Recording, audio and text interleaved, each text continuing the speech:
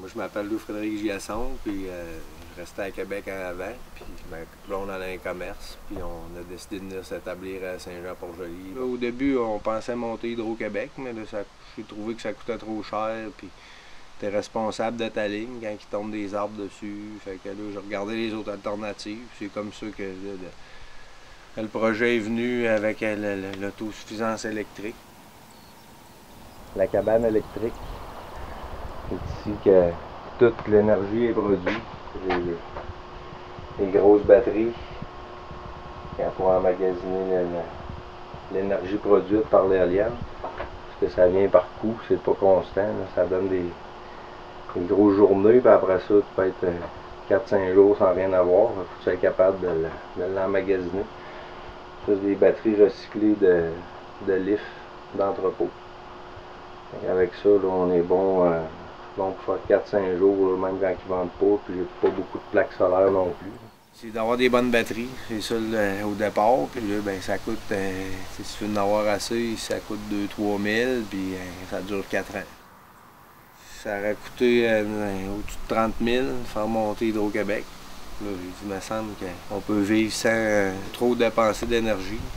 Moi, ben, je suis mécanicien, je suis taponneux pas mal. Tu sais, c'est de l'apprentissage. J'en ai passé beaucoup des soirées dans ma petite cabane en haut, puis à faire des tests, puis rebrancher des fils. Puis si tu récupères plein de morceaux, ben, ça coûte de l'argent pareil, mais ça coûte moins.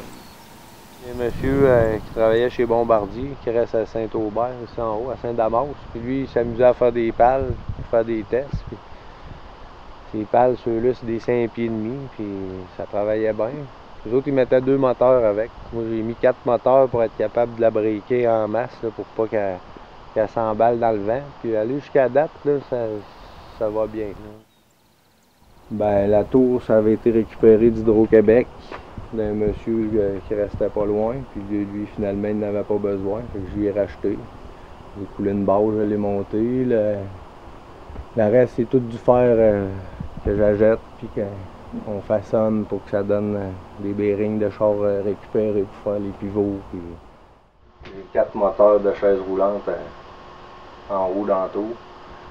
Ils descendent toutes 3 phases. Là, c'est redressé pour faire du courant DC pour les batteries. Avec l'éolienne, là, ça fait 40 jours en ligne là, que j'ai pas de génératrice pantoute. Je fais marcher le lave-vaisselle, laveuse, sécheuse, balayeuse. Beaucoup de récupération. Les moteurs de chaises roulantes, là, quand les chaises roulantes sont maganées, ils les défont.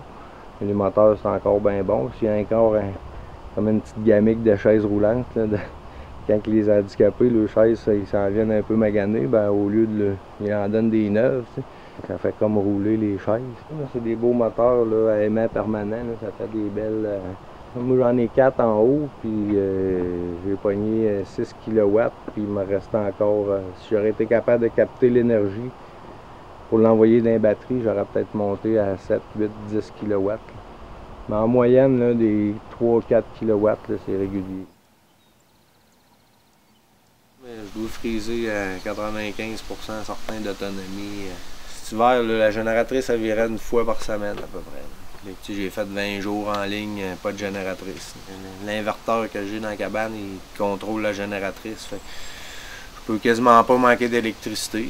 Ça prend ça surtout l'hiver pour pas que l'eau gèle puis que tout. Parce que dans la fournaise, là-bas, il y a 400 gallons d'eau. J'ai pas mis de glycol, j'ai juste mis de l'eau. Fait que si jamais arriverait un gros problème puis que tout arrête de rouler, ben là, ça gèle, c'est moins le fun. Avec la génératrice automatique, ben là, ça règle le problème. Une grosse fournaise comme ça, ben l'avantage c'est que tu peux brûler plein du bois non valorisé, du bois qui est en train de pourrir dans la forêt que le monde ne veut pas brûler dans la maison. Je chauffe la maison, je fais mon eau chaude domestique, je vais chauffer le garage, je chauffe la petite cabane qui est là. Un gros potentiel de chauffage, puis avec seulement une petite pompe de 200 watts qui circule de l'eau. Tu chauffes la maison au complet. Fait que c'est ça qui est le moins énergivore quand tu n'as pas d'électricité. Quand je foule ça avec du bon bois l'hiver, j'en ai pour 3 jours et demi, là, sans revenir à rouvrir la porte. Ben, ici, dans le village, je fais beaucoup de trocs. J'ai des chums, puis il y en a un qui vend de la gravelle. Ben, je vais souder pour lui, il m'amène de la gravelle.